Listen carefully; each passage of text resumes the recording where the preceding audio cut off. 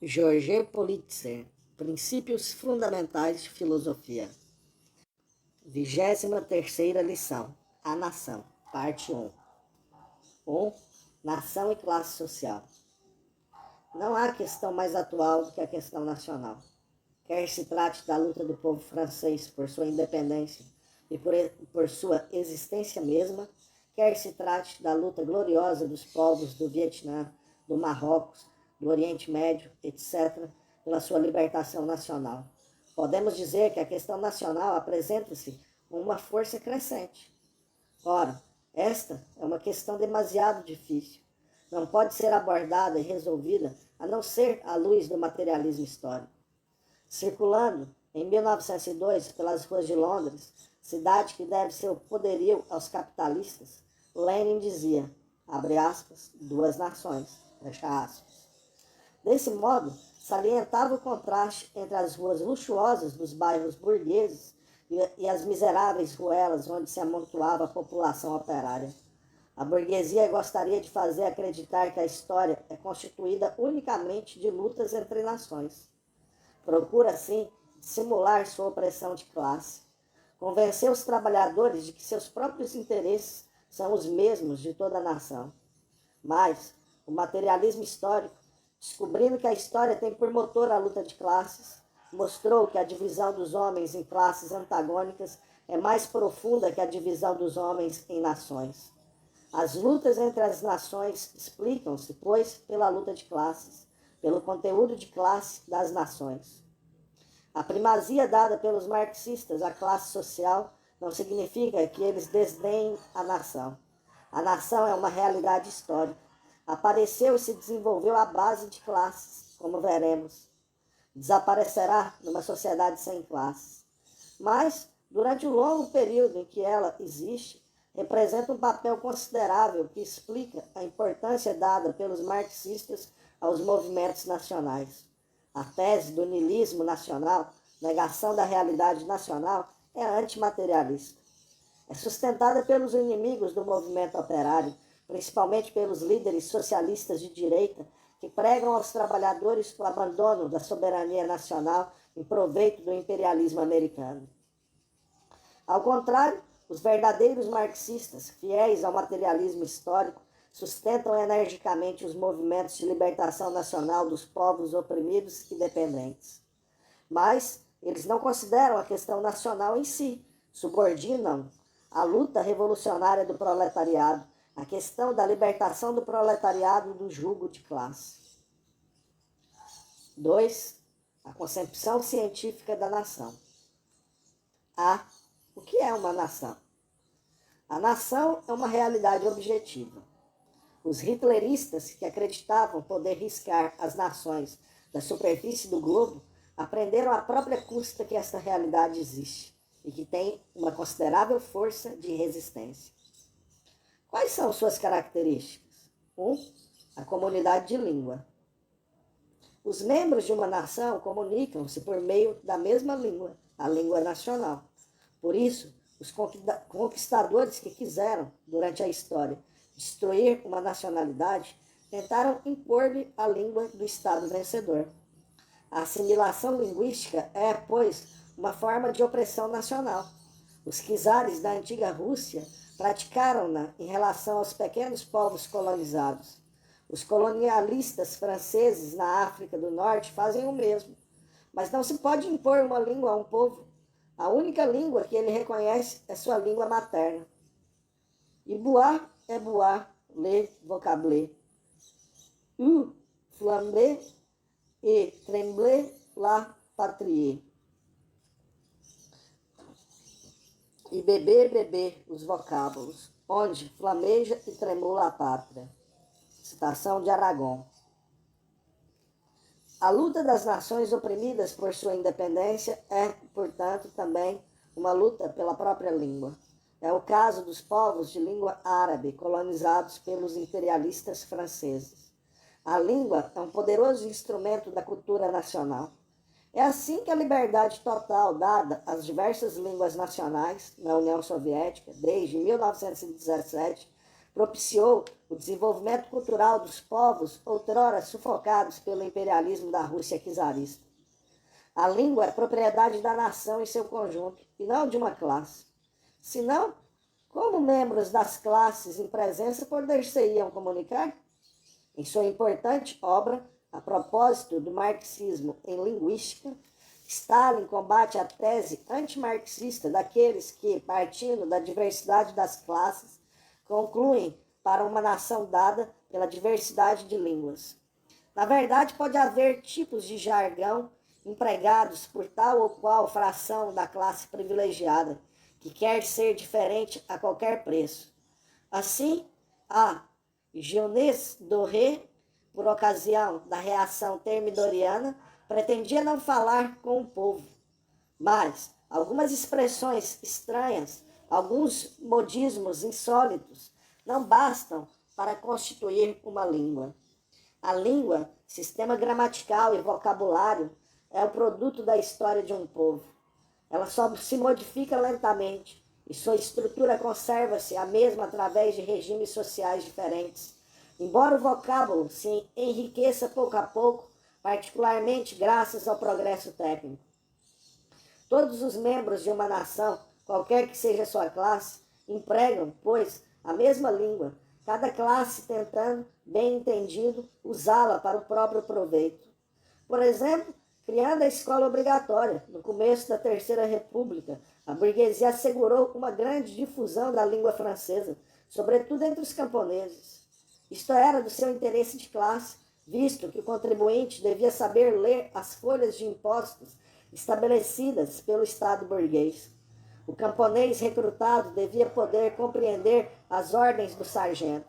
Mas o proletariado, que também falava o francês, língua de toda a nação, soube também tirar partido dessa grande difusão da língua, não apenas porque o estudo do francês reforçava sua própria luta de classe, mas também porque a difusão maciça do francês facilitava a aliança revolucionária com os trabalhadores do campo. O menino do campo, que aprendia nas aulas a ler o francês, seria capaz de ler à família e aos amigos o jornal revolucionário impresso na cidade. A respeito da importância do estudo da língua nacional na formação do militante revolucionário, vê as belas páginas de Maurice Thoré em Filhos do Povo, 23 e 27. A importância da língua como elemento constitutivo da nação no seu conjunto não significa que a língua seja suficiente para constituir a nação. Diversas nações podem falar a mesma língua. Assim, ingleses e norte-americanos falam a mesma língua, mas são duas nações distintas. Estas duas nações desenvolveram-se em territórios diferentes. Quanto à Suíça, ela reúne no mesmo território diversas nacionalidades, falando cada uma sua própria língua. O desenvolvimento histórico desse país, as tradições democráticas camponesas e, como diz Stalin, no marxismo e na questão nacional e colonial, abre aspas, a alta democracia, fecha aspas, ainda que a burguesia atingida pela Suíça permitiu às nacionalidades que a formam coexistirem livremente. 2. A comunidade de território. A comunidade linguística, a nação é também uma comunidade de território. Toda nação é um produto da história. Ela não é, pois, concebível sem uma longa vida em comum. É por isso que os povos consideram como um dano à nação toda anexação de uma fração do território nacional. Pode-se observar que a Guerra da Coreia não pode ser apreciada corretamente se não for compreendida a importância do território como um dos elementos constitutivos da nação. Coreia do Sul, Coreia do Norte são dois estados, mas apenas uma nação. A tese defendida pelos diplomatas soviéticos na ONU, abre aspas, nada de intervenção. A guerra da Coreia é um assunto interno, uma guerra civil, fecha aspas. Era justa. Esta guerra era uma luta no seio de uma nação apenas. O envio de tropas americanas foi, ao contrário, um ato de agressão à nação coreana em seu conjunto. Pode-se notar também que a comunidade de território torna a questão nacional particularmente sensível ao campesinato. Em certos casos, a questão camponesa está no primeiro plano da questão nacional, porque os camponeses são privados da terra ancestral, como mostra o exemplo dos povos coloniais. Mas a comunidade de território, qualquer que seja sua importância, não é suficiente para constituir uma nação. Na Idade Média, existiam as condições geográficas necessárias à formação de um território nacional único, mas faltava para ligar as diversas partes este cimento que é a unidade de vida econômica. Para que se constitua a nação, é necessária uma ligação econômica interna entre as diversas partes do território. 3. A comunidade de vida econômica. Uma nação é um mercado. A França feudal era um agregado de províncias, com vida econômica separada, com moeda própria, com seus instrumentos de medida e de peso. Cordões alfandegários as isolavam, dificultando a troca. A unificação da nação francesa em 1789 só se pôde realizar pela supressão desses entraves à unidade, particularmente as alfândegas internas. Do mesmo modo, no século XIX, a unificação econômica da Alemanha, o Zollverein, preparou sua unificação política. O mercado assegura a troca entre as produções vindas das diversas partes do território. A vida econômica comum, assim criada, com moeda única, reforça-se pelo desenvolvimento das vias e dos meios de comunicação. Tais são as bases materiais sem as quais nenhuma nação pode existir. É por isso que, em 1940, os hitleristas e a grande burguesia francesa antinacional dedicaram-se para submeter nosso país a quebrar a comunidade de vida econômica. Cindiram o território em duas zonas e, sobretudo, lançaram-se contra a nossa indústria nacional, tentando transformar a França num país unicamente agrícola, tributário da Alemanha industrial. Em nossos dias, os iniciadores do Pull-Schumann para o carvão e o aço perseguiram um fim análogo. Quiseram liquidar a indústria nacional francesa, base da independência do nosso país. E isso em benefício do imperialismo americano e dos magnatas do Ruhr.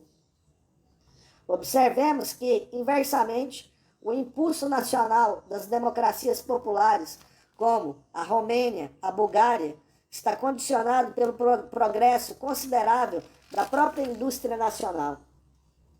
Nota: a luta entre classes no seio da mesma nação não é contraditória com a comunidade de vida econômica, posto que a existência das classes repousa ela mesma sobre um fato econômico por excelência, a produção.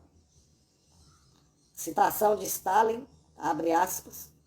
Tanto quanto dure o capitalismo, burgueses e proletários estarão unidos por todos os laços da vida econômica, enquanto partes constitutivas de uma sociedade capitalista única.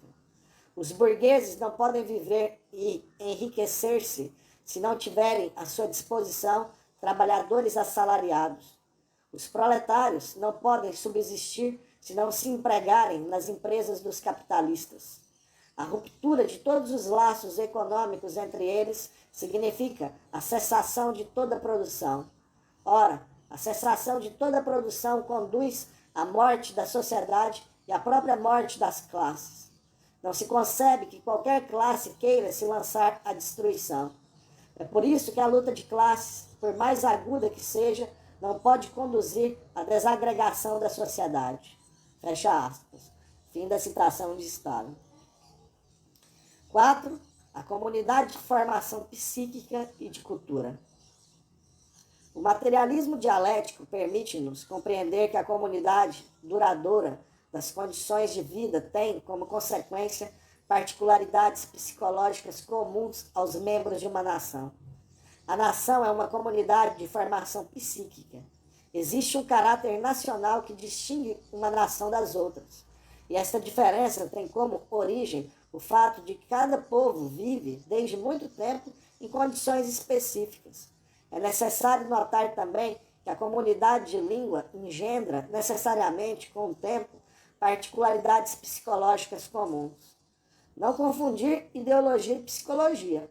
As classes em luta possuem ideologias opostas, mas não deixam de existir traços de caráter próprios aos franceses, por exemplo, no seu conjunto, como a vivacidade de espírito e o gosto pelas ideias claras. Assim também, o amor pela liberdade é muito vivo na massa dos franceses. Isto se explica por suas velhas tradições revolucionárias. A comunidade de formação psíquica encontra sua mais alta expressão na comunidade de cultura. Cada nação tem um patrimônio cultural que reflete sua fisionomia. Esta comunidade cultural cria um liame poderoso entre os membros da nação. Os povos reconhecem o valor do patrimônio cultural como elemento da comunidade nacional. A Inglaterra é Shakespeare, Newton, os grandes pintores paisagistas. A França é Voltaire, Pasteur, as catedrais e os castelos de Loire. A Alemanha é Goethe e as sinfonias de Beethoven. A Rússia é Pushkin, Tolstói, Mussorgsky, Pavlov, Gorky. Velando por sua cultura, cada nação defende indiretamente sua existência material como nação. Assim, o prestigioso clarão cultural de Paris e Roma constitui um sério obstáculo à guerra na Europa, com que sonham os potentados de Washington, porque estes só conhecem e amam o dólar, mas milhões de seres humanos de todas as convicções unem-se em todo o mundo para condenar uma guerra que destruiria as maravilhas de Roma e Paris. Compreende-se, assim, que a grande burguesia reacionária, criando condições materiais contrárias ao desenvolvimento da cultura francesa, lute objetivamente contra a própria existência da nação.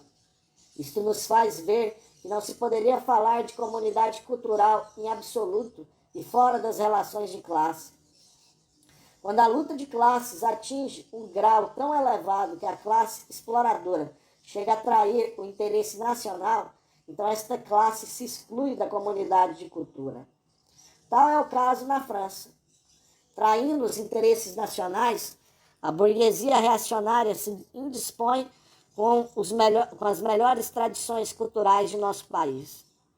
Viu-se isso particularmente no aniversário do grande poeta nacional Victor Hugo. Ela esforçou-se para restringir a amplitude das cerimônias comemorativas, visto que a obra imensa e popular de Victor Hugo, a serviço da liberdade, da fraternidade e da paz, punha em evidência as torpezas da burguesia. Símbolo, viu-se em Paris, na Praça Victor Hugo, um carro Ford substituir a estátua do poeta. É a classe revolucionária, a classe operária, que recolhe e preserva o patrimônio cultural. 5. Uma comunidade estável, historicamente constituída. Estes diversos elementos, comunidade de língua, comunidade de território, comunidade de vida econômica, comunidade de formação psíquica e de cultura, não existiram sempre. Eles se formaram através da história. A comunidade nacional é um produto histórico. É por isso que, querendo enfraquecer a consciência nacional de nosso povo, os cúmplices de Hitler, de 1940 a 1944, desfiguraram nossa história. Eles pregavam, por exemplo, o ódio à Revolução de 1789, sem a qual a história nacional é ininteligível e cuja lembrança constitui um liame poderoso entre os franceses. Voltaremos a tratar na parte 3 desta lição da formação histórica da nação. Para que haja nação, é necessário, contudo, que a comunidade historicamente constituída seja estável. O Império de Napoleão I não era uma nação, era um conglomerado de grupos acidentais e pouco ligados entre si, como dizia Stalin. Estendia-se para além das fronteiras da França, sobre a Alemanha, a Itália, a Espanha, etc. Este império, feito pela espada foi desfeito. Mas os desastres militares que o liquidaram não destruíram e não podiam destruir a nação francesa. Isto também é válido para a nação alemã. A derrocada de Hitler não significa o fim dessa nação, e sua reivindicação de unidade é legítima. Somos agora capazes de compreender a célebre definição de nação dada por Stalin. Abre aspas. A nação é uma comunidade estável, historicamente constituída, de língua, de território, de vida econômica e de formação psíquica, que se traduz na comunidade de cultura. Fecha aspas. B. Alguns erros a evitar. Primeiro, os elementos constitutivos da nação estão em interação. Nenhum deles, tomado separadamente, basta para constituir a nação. Reduzir a nação a um de seus aspectos é uma atitude metafísica. A de Ernest Renan, por exemplo, que dizia, abre aspas, a nação é uma alma, fecha aspas, e não levava em conta as bases materiais sem as quais a nação não teria vida espiritual. Mas é, sobretudo, a posição dos teóricos social-democratas, Otto Bauer, Springer, que é combatida por Stalin. Segundo eles, a nação se reduziria à comunidade de cultura. Negam-se, assim, as comunidades de língua e de território. Esta concepção idealista, se prevalecesse, teria como consequência o afastamento das nações da luta pelas bases materiais da sua existência. Segundo, alguns elementos são excluídos da definição materialista de nação: a raça, o Estado. A raça não é um elemento constitutivo da comunidade nacional. Uma raça é, com efeito, um grupo importante de homens com caracteres físicos hereditários comuns, cor da pele, dos olhos, forma do rosto, etc. É, portanto, um fator biológico. Ora, nenhum fator biológico pode representar papel determinante na evolução histórica das sociedades. O materialismo histórico mostrou-nos que a história da sociedade só é inteligível através dos fatos sociais, produção, luta de classes, etc. Vê-se também que povos biologicamente diferenciados, russos, chineses, têm um desenvolvimento histórico análogo da aldeia primitiva ao capitalismo e ao socialismo. Os judeus constituem um grupo étnico, mas de modo algum uma nação. Os judeus franceses, os judeus alemães, os judeus americanos, etc., vivem em territórios diferentes, falam línguas diferentes, participam de comunidades econômicas e culturais diferentes. Portanto, são membros de nações diferentes. Quanto ao Estado de Israel, não é um Estado judeu, visto que conta com um número considerável de árabes. A nação francesa é uma mistura de múltiplas raças, e a festa da Federação, o 14 de julho de 1790, simboliza esta fusão. Os elementos étnicos mais diversos, normandos, bascos, bretões, provençais, etc., consideram-se membros da mesma comunidade nacional, produto da história. Foram os inimigos da nação, os feudais, que, para conservarem seus privilégios, invocaram o sangue contra a nação. Seus privilégios não tinham, com efeito, outra justificação além da hereditariedade. Pode-se dizer que, na França, a Revolução de 1789 foi uma vitória da realidade nacional sobre o princípio racial. O racismo é inimigo das nações. Os hitleristas, que se proclamavam raça eleita e esmagavam a independência dos povos, disso nos deram uma prova sangrenta. Os americanos na Coreia seguiram-lhes o exemplo. A grande burguesia imperialista dos países capitalistas desenvolve os temas do racismo para tentar justificar sua política de agressão e para atirar os povos uns contra os outros. São desse feitio as propagandas colonialistas. Para justificar a exploração dos povos oprimidos, quiseram fazer com que os trabalhadores franceses acreditassem que os norte-africanos, os malgaches, os vietnamitas, etc., são de uma espécie inferior. Mas os trabalhadores franceses constatam que aqueles que recusam aos marroquinos, aos argelinos, aos vietnamitas, etc., a independência nacional, são os mesmos que sacrificam a independência da nação francesa aos imperialistas americanos. O Estado também não é um elemento constitutivo da nação. Páginas atrás, dissemos que o Império Napoleônico, isto é, de fato, o Estado Napoleônico, foi um agregado instável e efêmero. Mas mesmo uma comunidade de Estado estável não é constituída da realidade nacional. O Estado czarista foi sólido e estável durante séculos, mas as nações sobre as quais reinavam eram inúmeras, e estas nações eram ainda mais estáveis que ele, visto que, desaparecido o Estado czarista, elas continuaram subsistindo no seio de um novo Estado multinacional, o Estado soviético. Portanto, pode existir um Estado para diversas nações.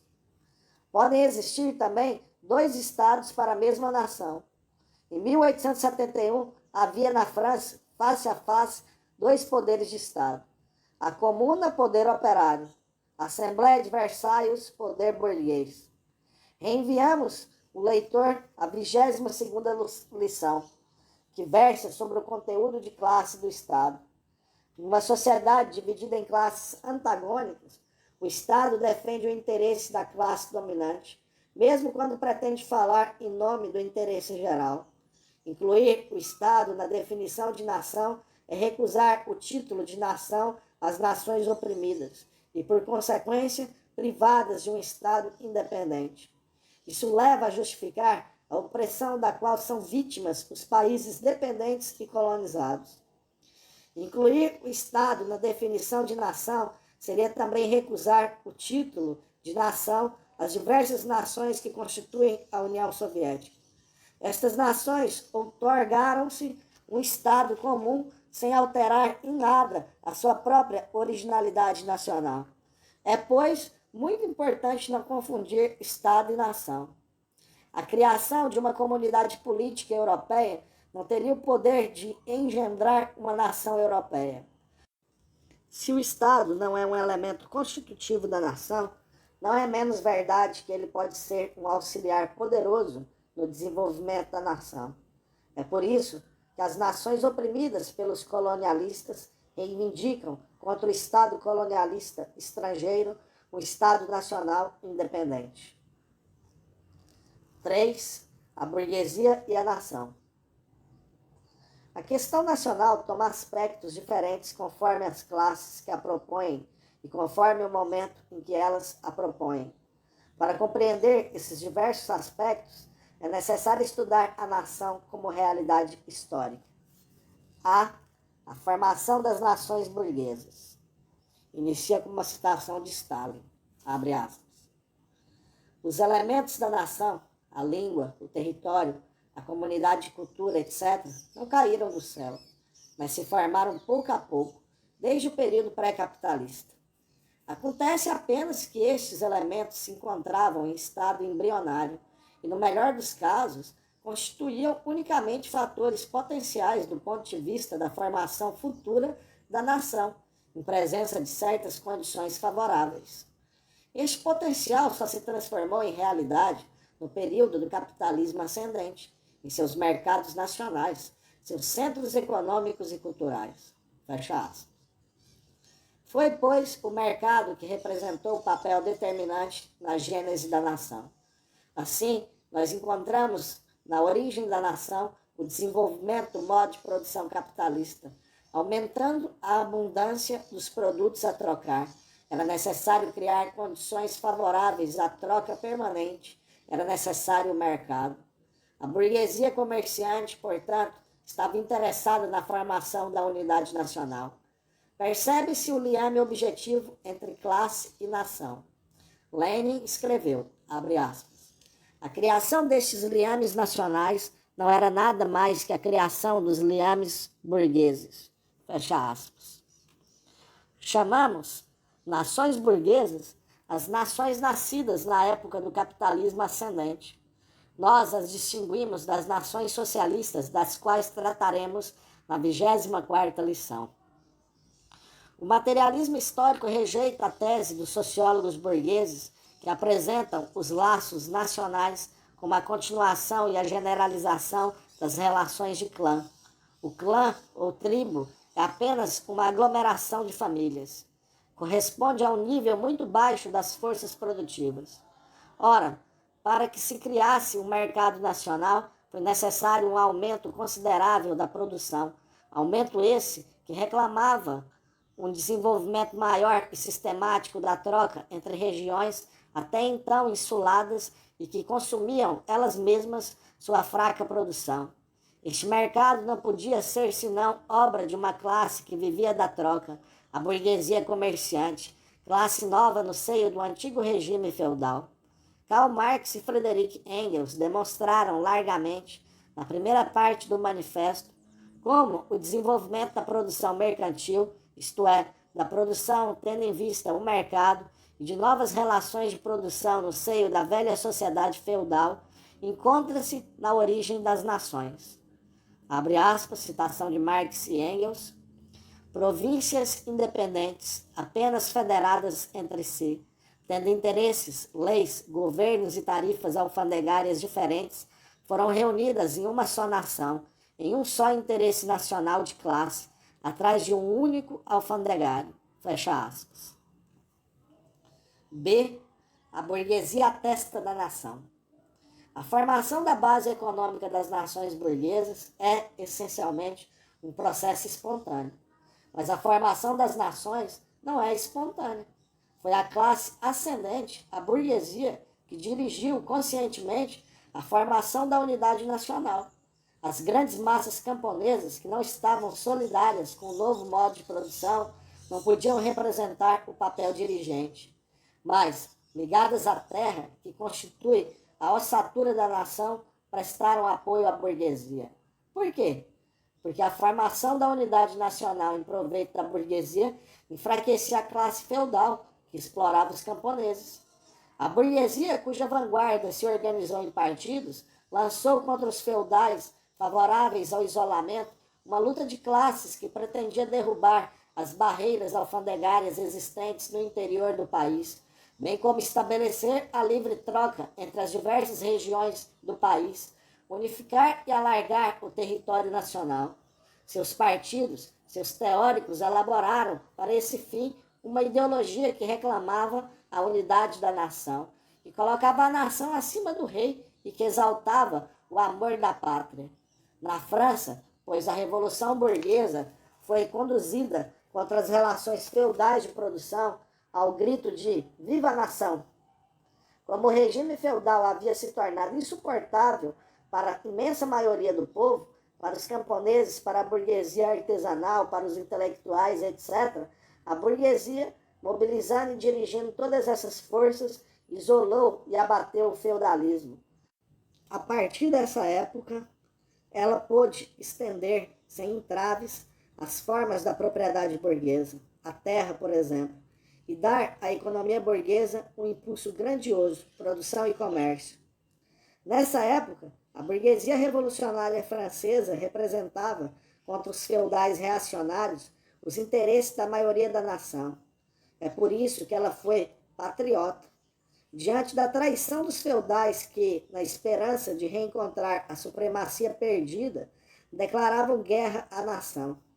Emigrados de Coblence, conspiração fomentada contra o povo francês por Luís XVI e Maria Antonieta, em aliança com os grandes senhores feudais da Europa.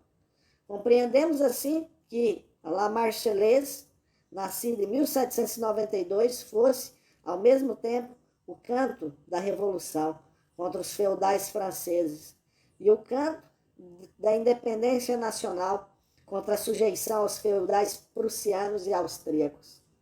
E compreendemos também que a burguesia revolucionária tenha proclamado o direito das nações de dispor de si mesmas. Era o convite aos burgueses de vários países para quebrar por toda parte o jugo feudal. Mas, e isto é o essencial, não se deve perder de vista que a luta nacional da burguesia teve sempre razões de classe. Ora, a classe burguesa é necessariamente uma classe exploradora. Resulta daí que, se a burguesia revolucionária pode encarnar o conjunto dos interesses da nação, o patriotismo da burguesia não podia ser senão um aspecto momentâneo de sua luta. O aspecto principal e durável da luta nacional levada a efeito pela burguesia é o nacionalismo. Este aspecto tomou maior importância à medida que crescia diante da burguesia exploradora, a classe explorada antagonista, o proletariado. O nacionalismo burguês está sujeito aos interesses da classe burguesa. Ele considera e proclama como negligenciáveis as diferenças de classes no interior da nação. Preconiza a união sagrada, isto é, de fato, a subordinação dos interesses de todas as classes aos interesses da classe dominante, a burguesia.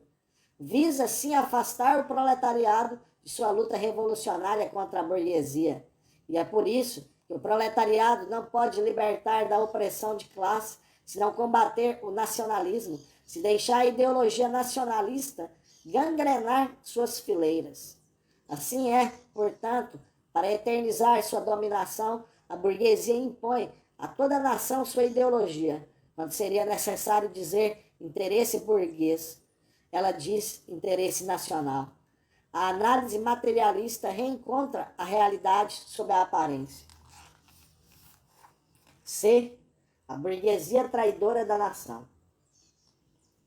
O desenvolvimento da luta de classe do proletariado no seio da nação leva a burguesia a realizar contra o proletariado uma frente única com os burgueses estrangeiros. Nova Santa Aliança, lembrando aquela que os estados feudais tinham setado outrora contra a Revolução Burguesa. Um exemplo típico é dado em 1871 pela burguesia francesa. Ela esmaga a Comuna de Paris com a Aliança de Bismarck. Mas é no último estágio do capitalismo, o estágio imperialista, que o nacionalismo burguês vai aparecer sob sua verdadeira luz. Citação de Stalin, abre aspas. A paz de classe no interior da nação, sob o nome de União Nacional, o engrandecimento do território de sua própria nação pela conquista de territórios nacionais estrangeiros, a desconfiança e o ódio em relação às outras nações, o esmagamento das minorias nacionais, a frente comum com o imperialismo, tal é a bagagem ideológica e sociopolítica das nações burguesas modernas. Fecha aspas. A burguesia utiliza a força motriz da ideia da unidade nacional para empreender suas guerras de rapina. Foi assim, por exemplo, em 1914, tanto para a burguesia francesa quanto para a burguesia alemã. Daí, a célebre frase de Anatole France, abre aspas, acreditando-se morrer pela pátria, morre-se pelos industriais, fecha aspas. A burguesia imperialista esmera-se em suscitar no proletariado que explora sentimentos de ódio em relação aos trabalhadores estrangeiros e coloniais. Procura, assim, impedir a união do proletariado enquanto classe.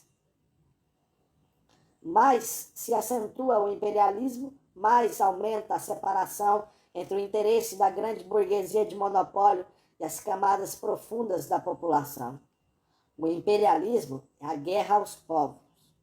Citação de Lenin, abre aspas, de libertador das nações, o que o capitalismo foi na luta contra o feudalismo, o capitalismo imperialista tornou-se o maior opressor das nações. O capitalismo transformou-se de progressista em reacionário. Desenvolveu as forças produtivas a ponto de a humanidade ter por perspectiva ou passar ao socialismo ou fazer durante anos ou mesmo décadas a experiência da luta armada das grandes potências a fim de manter artificialmente o capitalismo, mediante as colônias, os monopólios, os privilégios e as opressões nacionais de toda a espécie. Fecha aspas. A crise geral do capitalismo, inaugurada em 1917 pelo aparecimento do primeiro Estado socialista, leva a prática antinacional da burguesia imperialista ao seu ponto crucial. A defesa desesperada de seus interesses de classe conduz à traição aberta e permanente dos interesses da nação. A grande burguesia francesa possui uma ficha particularmente pesada. Após ter contribuído ativamente na Alemanha para o esmagamento das forças populares e para a reedificação do militarismo, na França, ela opôs a luta dos trabalhadores pelo pão, pela liberdade e pela paz, o grito de ordem infame, abre aspas, antes Hitler que a Frente Popular, fecha aspas. Ao mesmo tempo que representa a comédia do patriotismo, que se dedica a enganar as classes médias por meio de uma demagogia nacional, a França para os franceses. A burguesia entrega à Alemanha hitlerista a bauxita francesa, minério de alumínio de que a nossa aviação foi privada. Em Munique, em 1938, consumou-se sua aliança com os nazistas, contra o povo francês e contra o país socialista, aliado da França simultaneamente. Enquanto atira à prisão com a cumplicidade dos chefes socialistas Blum, Serol, etc., os militantes comunistas que denunciavam a traição de classe entregam a França a Wehrmacht. É o horror da ocupação, a vergonha do regime fascista de Vichy. Devotado aos magnatas alemães e aos trustes franceses, cúmplice daqueles, este regime arruína a economia francesa a serviço da guerra de Hitler. Deporta os trabalhadores, fuzila os patriotas, priva de víveres a população. Quando chega a libertação, vitória do povo, essa mesma grande burguesia sabota o renascimento do país. Abatido Hitler, outorgam-se novos protetores contra os trabalhadores franceses, os financistas americanos. O imperialismo americano, de acordo com a lei fundamental do capitalismo atual, procura assegurar-se o proveito máximo pela pilhagem dos países marshalizados e pela guerra de conquista. A esta política, a grande burguesia francesa empresta ajuda ativamente. As consequências para a nação francesa são trágicas. Se tomarmos um a um os elementos constitutivos da realidade nacional, constataremos que a burguesia tende a aniquilá-los. Território está entregue ao exército americano. Zonas livres são asseguradas ao ocupante. Camponeses são expropriados. E a estratégia do Atlântico comporta a destruição pura e simples da França em caso de guerra. A França, travesseiro atômico. Economia é a sabotagem do equipamento nacional em proveito das indústrias de guerra. O empobrecimento sistemático da agricultura francesa. 1 milhão de plantações familiares estão ameaçadas de desaparecer. É o mercado francês sacrificado aos interesses de firmas americanas, Plano Marshall, e alemãs, Pulchuma. É o fechamento de numerosas minas no norte e no centro, a lentidão escandalosa da reconstrução, etc. E não esqueçamos os múltiplos golpes à pesquisa científica e à formação profissional. Língua são os projetos bilíngues americano-francês. É a redução do francês ao Basic French, francês robô, pelas necessidades do ocupante americano. Alfred Salvi constatava com amargura no Le Monde de 5 de agosto de 1953, abre aspas, é doloroso ouvir dizer que não defendemos corretamente nosso patrimônio e que estamos prontos a todas as concessões. Tudo é feito, organizado para que os estrangeiros residentes na França não aprendam francês. Quereis outros sintomas? Não se escreve mais État uni ou EU nos nossos textos, mas usa. Ninharia, disse A. Esta inocente substituição não será o efeito da atração exercida pelo credor sobre o devedor, pelo protetor sobre o protegido? Fecha aspas. E Salvi aterroriza-se diante da impressionante amplitude dessa penetração. Ele acrescenta, após ter dado diversos exemplos, abre aspas, estas fraquezas, não se trata de fraqueza, mas de um plano bem arquitetado, não tem como consequência apenas fazer do francês uma algaravia. Elas contribuem poderosamente para a destruição do francês. A servidão linguística leva diretamente à servidão cultural. Fecha aspas. Cultura é a sabotagem sistemática da universidade, da escola pública, do cinema francês, etc. É o Palácio de Versalhes ao abandono. É o desprezo pelas grandes tradições humanistas que fizeram a honra da burguesia ascendente. e a profusão de péssimas lojas de proveniência ou de inspiração americanas, a entediante exaltação do modo de vida americano, etc. Paralelamente, a burguesia reacionária alimenta uma campanha para persuadir os franceses que seu país é um país acabado, que a era da história nacional já passou, que não há mais esperança para uma França independente. Estes ataques à realidade nacional completam-se pela subordinação do Estado francês às exigências dos imperialistas estrangeiros. Como a burguesia justifica aos olhos das massas uma política tão contrária ao interesse nacional? Nós constatamos várias vezes que a classe reacionária é levada para prolongar seu reino a erigir a mentira como doutrina. É precisamente este o caso. Para justificar a submissão das nações, a grande burguesia internacional espalha uma ideologia apropriada, o cosmopolitismo. Cosmopolitismo é formado de duas palavras gregas que significam cidadãos do mundo. Ao tempo, século XVIII, notadamente, em que a burguesia defendia contra os feudalistas os direitos do futuro humano, o título de cidadão do mundo foi carregado orgulhosamente por alguns pensadores. Esta reivindicação traduzia o desejo de quebrar os quadros estreitos de uma sociedade envelhecida e de criar, por toda parte, novas relações sociais.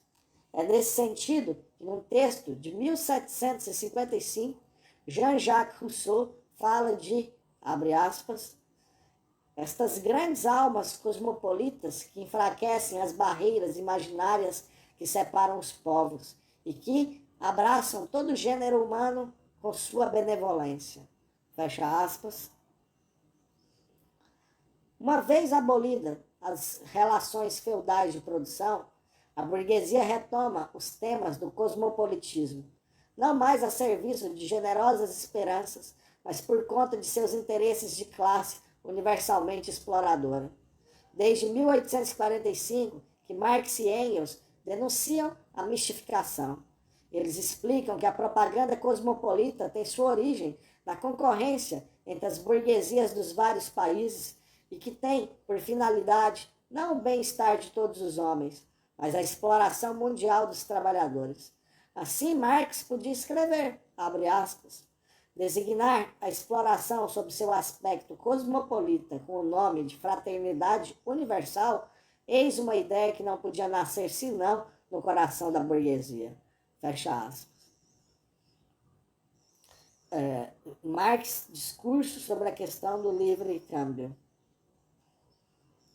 Contudo, a luta revolucionária do proletariado alcançou, a partir de então, uma amplitude enorme. Graças à difusão do socialismo científico, os trabalhadores têm cada vez mais consciência de que, de país a país, seus interesses são solidários contra o mesmo inimigo de classe. Incapaz de destruir estas convicções, a burguesia imperialista nada pode fazer além de tentar desviá-las. E é esta a tarefa da ideologia cosmopolita: persuadir aos trabalhadores de que o reino mundial dos monopólios suprirá seus anseios internacionalistas. O cosmopolitismo dos truches assume, assim, suprema mentira, o aspecto do internacionalismo proletário. Qual é, nas condições presentes, o traço característico desta ideologia cosmopolita, caricatura do internacionalismo proletário? É a afirmação falaciosa de que as guerras modernas têm por causa a existência das nações. Daí a conclusão de que é necessário acabar o mais depressa possível com as nações e destruir sua soberania. Soberania esta apresentada aos trabalhadores como reacionária e caduca. Assim, espera-se persuadi-los de que, se desejarem a paz, deverão destruir com as próprias mãos a realidade nacional e renegar a própria pátria.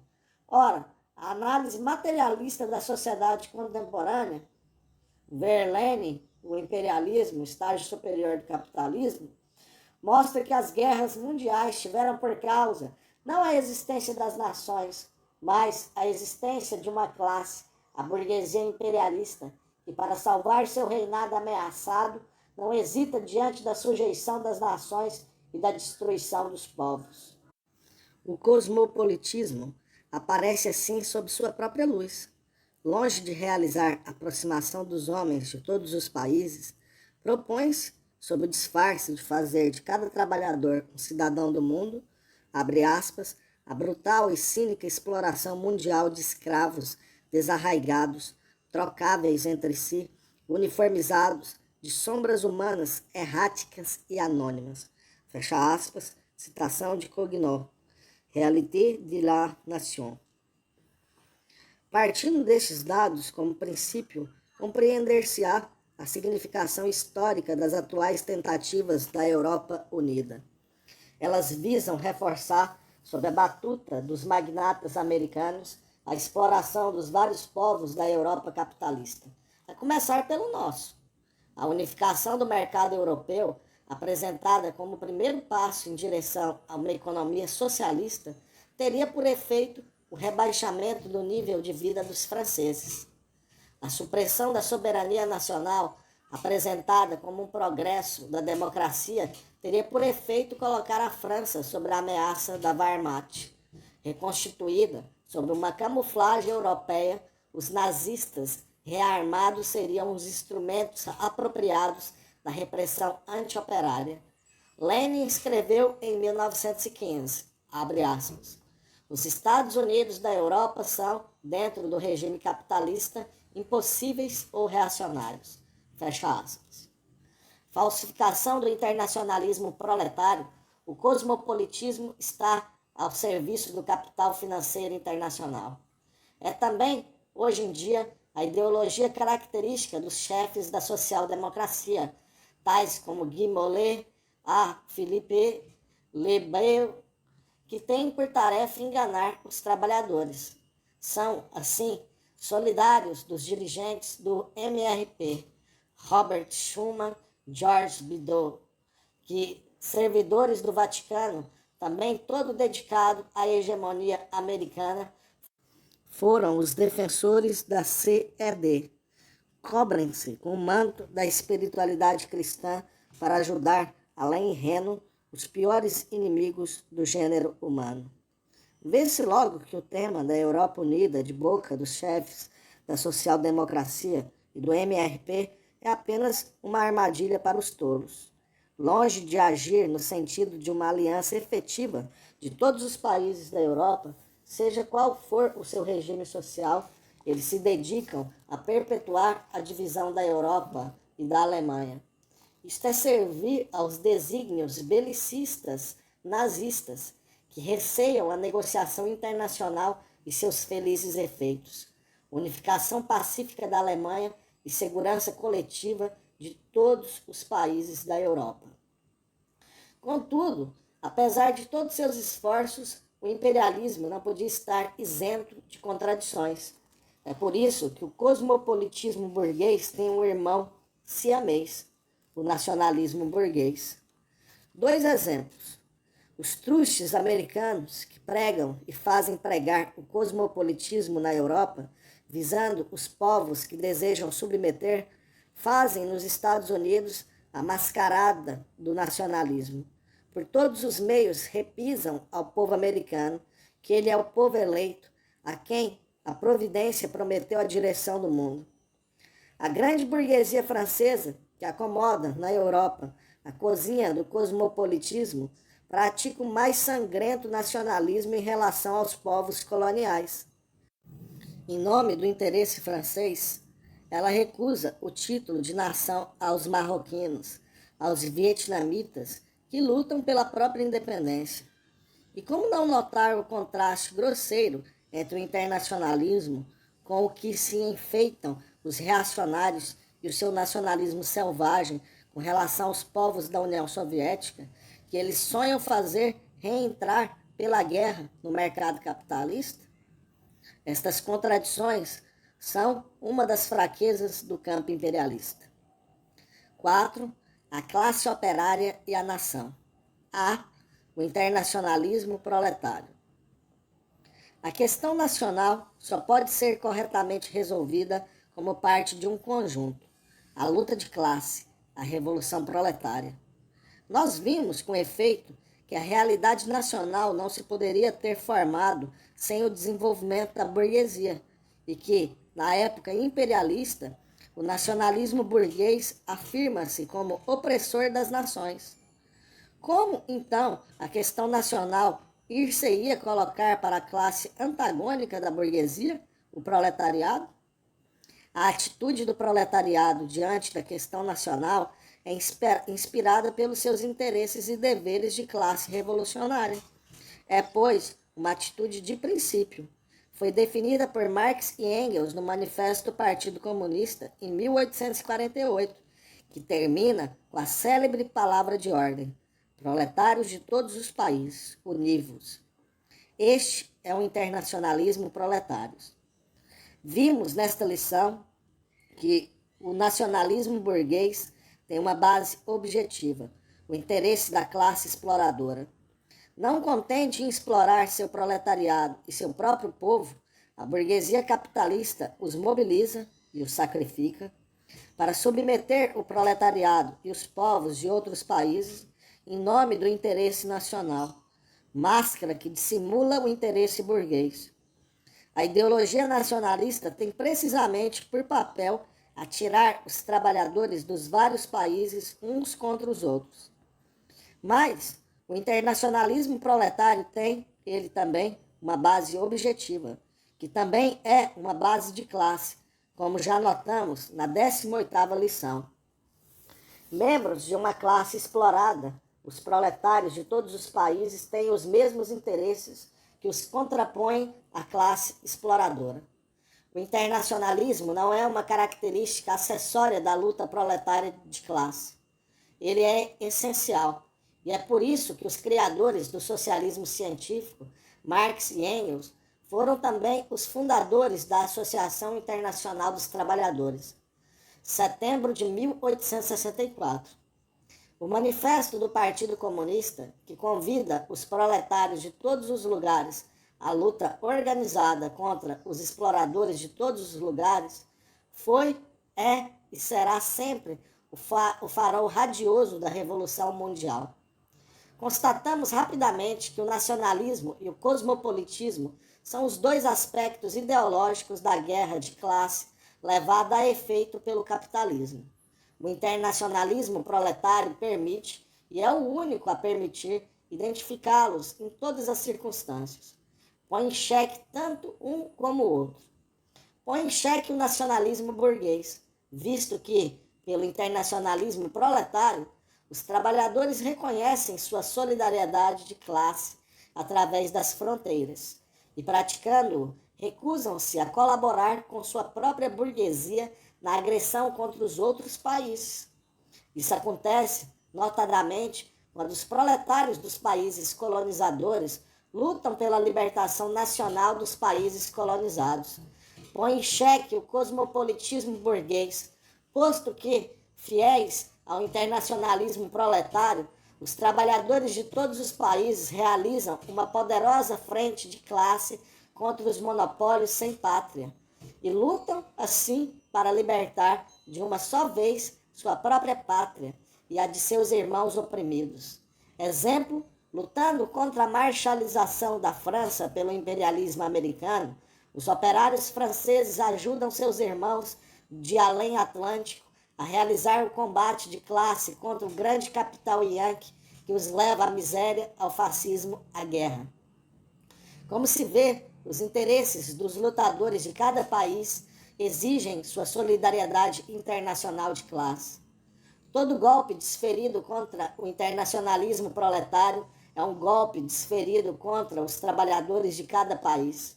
Todo progresso do internacionalismo proletário é proveitoso aos trabalhadores de qualquer país.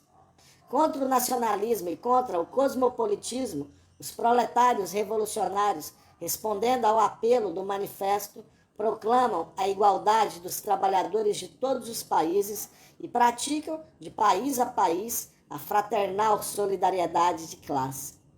Do internacionalismo proletário, como inexpugnável posição de princípio, tiraremos várias consequências. Primeiro, mesmo quando existe no Estado uma minoria de trabalhadores que apresentam particularidades nacionais, exemplo, na França, os alsacianos, deve existir aí apenas um partido proletário, englobando todos os trabalhadores. Fica assim garantida pela solidariedade de classe a defesa dos direitos das minorias nacionais. Segundo, o Estado socialista não pode garantir a independência das nações que engloba, a não ser assegurando sua igualdade. É assim no Estado soviético.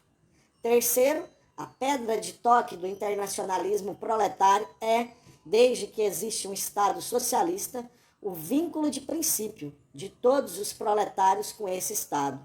Tal Estado, a União Soviética, existe desde 1917. Vínculo de princípio com a União Soviética. Por quê? Realizando o sonho dos partidários da Comuna, os proletários de 1871, os proletários que, em outubro de 1917, criaram a primeira República Socialista, inauguraram uma nova era. Desde outubro de 1917, o Estado soviético constitui, para os proletários de todos os países, abre aspas, o Fórum Universal aberto para manifestar e materializar as aspirações e a vontade das classes oprimidas. Fecha aspas, citação de Stalin. Radicalmente diferente de todos os países capitalistas, visto que repousa sobre a supressão da exploração de classe, o Estado socialista é o bastião avançado de todo o proletariado internacional, o alvo permanente da burguesia internacional. Defendendo-o, os proletários asseguram a defesa da sua própria vanguarda. Lutam, portanto, por si próprios, por seu próprio futuro, pela edificação da sua própria pátria, de uma sociedade semelhante à sociedade soviética, que lhes mostra o caminho a seguir. Pretender servir o proletariado combatendo o primeiro Estado que ele estabeleceu é, com efeito, querer que o proletariado sacrifique seus melhores combatentes e que destrua o exemplo glorioso que lhe é oferecido desde outubro de 1917. Reivindicar a independência da classe operária contra a União Soviética nada mais é do que atrelá-la ao carro do capitalismo. Citação de Stalin, abre aspas, nas condições atuais, não é possível dizer-se marxista sem sustentar abertamente e sem reservas a primeira ditadura proletária do mundo. Fecha aspas. Para medir toda a importância do Estado soviético como quartel-general do internacionalismo proletário, é suficiente constatar a. que a burguesia de todos os países capitalistas, desde outubro de 1917, não cessa de reivindicar como programa comum o antissovietismo. A propósito, é útil assinalar que, em nossa época, os dirigentes imperialistas internacionais que, quaisquer que sejam as contradições que os colocam como antagonistas, designam a União Soviética como inimigo número 1, tem uma atitude semelhante àquela dos feudalistas da Europa, que em 1789 uniam-se contra a Revolução Francesa, Revolução Democrática Burguesa. Mas os homens avançados da Europa apoiavam, contra os feudais de seu próprio país, a França Democrática. B. Que os chefes socialistas, agentes da burguesia no movimento operário, foram, em todas as circunstâncias, os campeões do antissovietismo. Estes mesmos chefes são, logicamente, os zeladores do nacionalismo burguês. Em 1914, por exemplo, os dirigentes da Segunda Internacional convidaram os proletariados da Alemanha e da França a manterem-se mutuamente pela defesa da pátria burguesa. Não é, pois, concebível fazer prevalecer o internacionalismo proletário a não ser desarraigando a ideologia social-democrata, nacionalista e colonialista. C. As observações precedentes acrescentar-se-á esta constatação. Os homens que, por interesse de classe, combatem em todas as circunstâncias a União Soviética, tornam-se, em todas as circunstâncias, os destruidores do interesse nacional do qual a classe operária é o defensor constante.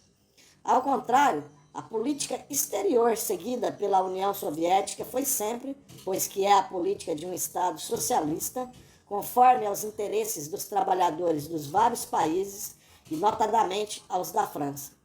Vemos isso presentemente a propósito da questão alemã, cuja solução pacífica é de interesse vital para a França. As proposições soviéticas são favoráveis a tal solução, enquanto que a política seguida pela burguesia francesa procura evitá-la.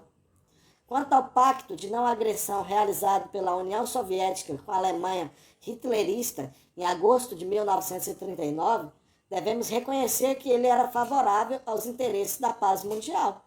E por isso foi tão caluniado pela burguesia que, em Munique, um ano antes, havia quebrado a segurança coletiva europeia em benefício do agressor hitlerista e contra a aliança franco-soviética.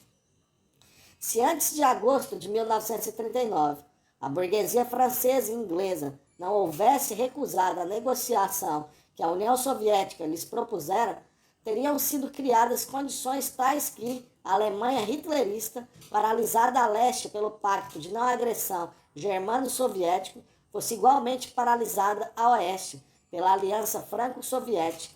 Isolado, Hitler estaria reduzido à impotência. Sobre a significação histórica dos acontecimentos de agosto de 1939, consulte J. Bouvier e J. Gacon. A Verdade sobre 1939, publicado em 1953. B. O patriotismo proletário. Expressão dos interesses de classe comuns aos proletários de todos os países, tal é o internacionalismo proletário. Sob este título, ele é, para os proletários de todos os países, a estrela condutora que lhes permite orientarem-se na questão nacional. A revolução social, o objetivo do proletariado, não tem, por essência, um caráter nacional. Seu conteúdo é um conteúdo de classe. Mas, como já vimos, o capitalismo se desenvolveu no cenário nacional. Nesta medida, a luta revolucionária do proletariado contra a burguesia toma uma forma nacional. O proletariado de um determinado país não pode vencer a sua própria burguesia, senão combatendo-a lá onde ela está, arrancando-lhe a direção política da nação. Deve, assim, segundo a expressão de Marx, abre aspas, erigir-se em classe dirigente da nação, tornar-se ele mesmo a nação. Fecha aspas. Marx e Engels, no Manifesto do Partido Comunista. O patriotismo proletário significa que os proletários dos diversos países lutam para tirar da respectiva burguesia a direção da nação e construir uma nação livre, poderosa e feliz. É, pois, de fato, o mesmo combate de classe contra o mesmo inimigo internacional de classe. O internacionalismo proletário assume, assim, a forma do patriotismo proletário. Este último diz respeito à existência objetiva da realidade nacional, cenário onde se realiza a luta internacional de classe. Se tal luta não se realizasse num plano nacional, o internacionalismo proletário seria apenas uma fórmula vazia, já que as diversas burguesias nada teriam a temer do respectivo proletariado, seu adversário direto. Será capaz o proletariado de conduzir vitoriosamente esta luta? Os fatos respondem. Vimos, na 18ª lição, que a burguesia capitalista funda sua prosperidade na miséria generalizada. Assim, estão criadas as condições para que o proletariado revolucionário desenvolva, contra a grande burguesia exploradora, um enorme ressentimento que engloba as camadas mais variadas da população trabalhadora, trabalhadores do campo, classes médias, artesãos, lojistas, etc. Cabe ao proletariado a direção desse movimento popular, pois, como classe revolucionária, é o defensor mais seguro e mais consequente de todas as vítimas do capitalismo. Contudo, a condição necessária para que o proletariado congregue toda a nação em torno de si é realizar sua própria unidade de classe. Calcula-se assim o valor histórico da luta incessante levada a efeito na França por Maurice Thoré e os comunistas contra a social-democracia, cuja tarefa é impedir a unidade operária. A realização dessa tarefa nacional não só não é incompatível com a tarefa revolucionária do proletariado, como também é uma condição essencial para o êxito da revolução do país considerado.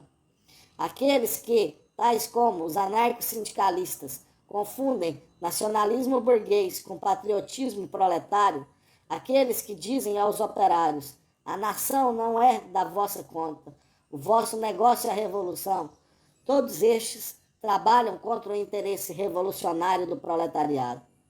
Idealistas, eles negam a realidade material da nação. Ora, a classe operária, observando as recomendações de Lênin, não pode ficar indiferente às condições objetivas nas quais se desenvolve seu combate revolucionário. E entre estas condições encontram-se a realidade nacional, a comunidade territorial, linguística, econômica e cultural.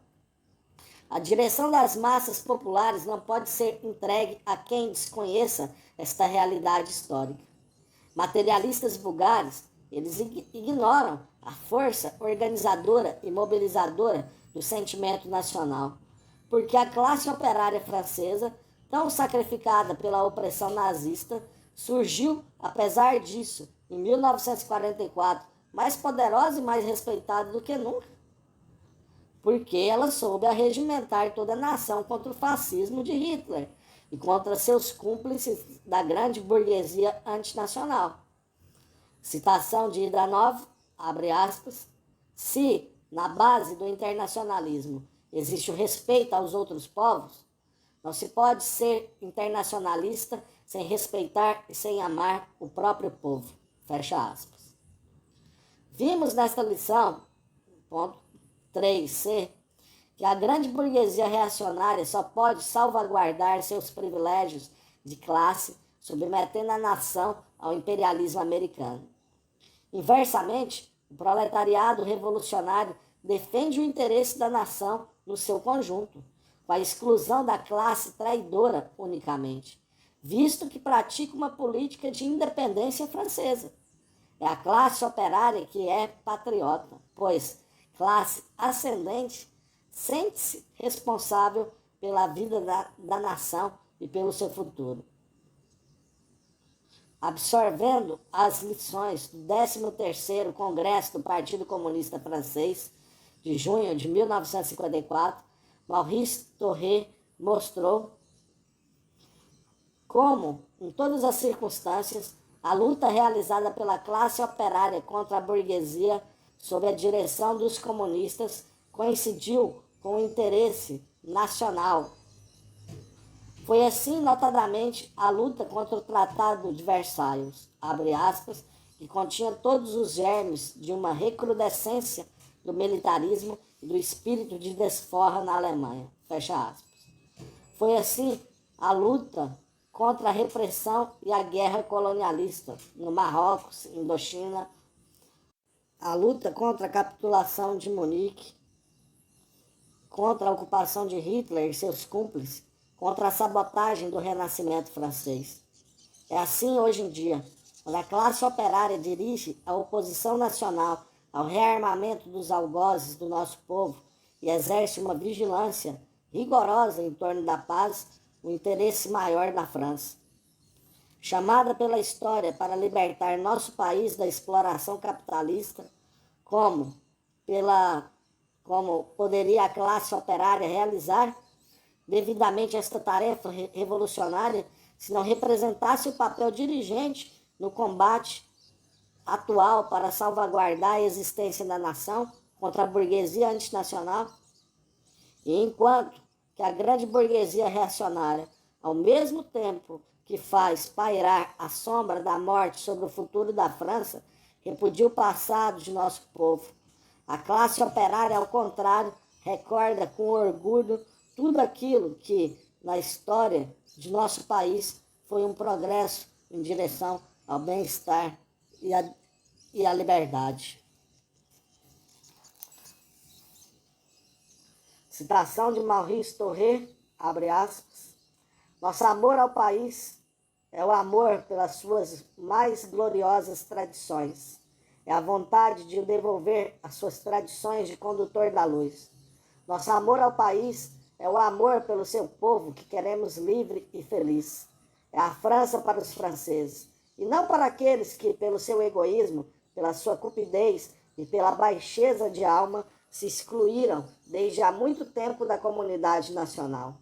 O patriotismo dos humildes, o patriotismo de Joana d'Arc, camponesa da França abandonada pelo seu rei e queimada pela igreja, atravessa nossa história como um raio de luz.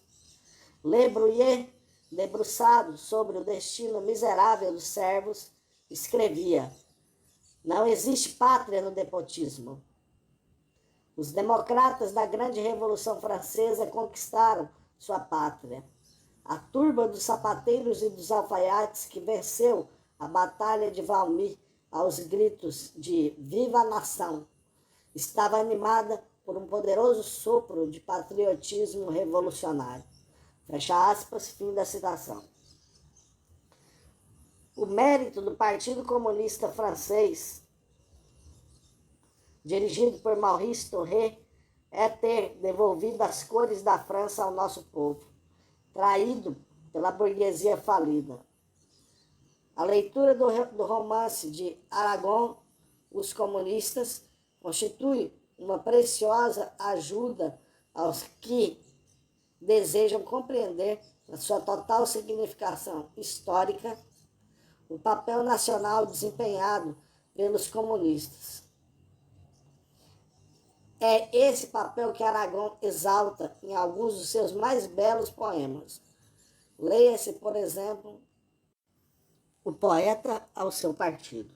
Voltando ao texto, ele é o defensor da união da nação francesa, pelo pão e pelas liberdades democráticas, pela independência e pela paz.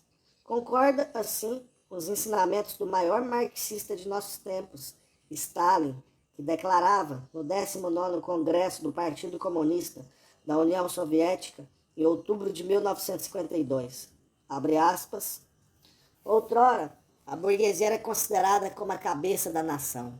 Ela defendia os direitos e a independência da nação, colocando-os acima de tudo. Atualmente, não resta mais traça algum do princípio nacional. Atualmente, a burguesia troca os direitos e a independência da nação pelos dólares. A bandeira da independência nacional e da soberania nacional foi atirada à margem. Sem dúvida alguma, cabe a vós, representantes dos partidos comunistas e democráticos, erguer esta bandeira e levá-la adiante, se quiserdes ser patriotas, se quiserdes constituir a força dirigente da nação. Ninguém mais, a não ser vós, poderá erguê-la. Fecha aspas. Fim da citação. A realização dessa tarefa pela classe operária é uma etapa necessária no caminho do socialismo, que destruirá a exploração burguesa.